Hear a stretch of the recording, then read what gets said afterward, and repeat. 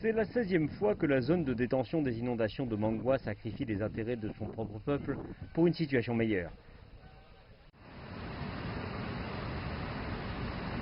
Personne vivant ici n'avait anticipé que la station hydrologique de Wangtiaba allait ouvrir ses portes une fois encore après 13 années. Les agriculteurs des cours inférieurs de la rivière Huaihe subissent de lourdes pertes. J'ai presque pleuré pour avoir perdu mes 8 mots de champ de riz.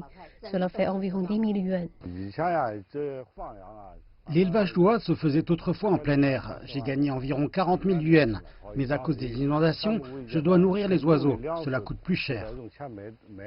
Le point positif est que la sécurité des gens est garantie. Plus de 2000 habitants ont été évacués de 4 villes du district de Funan avant le déclenchement des inondations. Aucune victime n'a été signalée jusqu'à présent.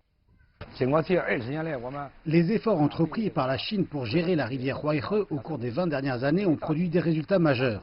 Le barrage est désormais plus élevé et plus solide. Vous n'avez peut-être pas vu le danger, mais il est présent. Donc nous devons demeurer en permanence vigilants.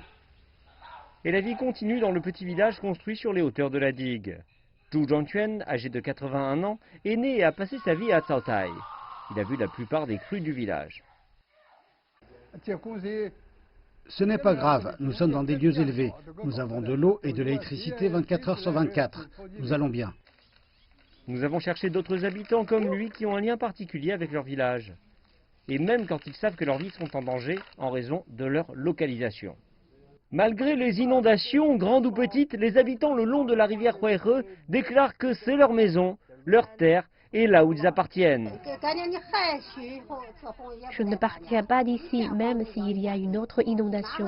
C'est notre terre, là où nous sommes nés. Les sols, ces terres, sont la bouée de sauvetage des agriculteurs. Sans cela, nous ne pouvons pas survivre.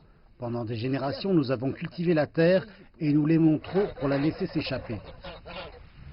Les villageois espèrent que les niveaux des eaux diminueront sous peu, ainsi ils pourront recommencer, une fois encore.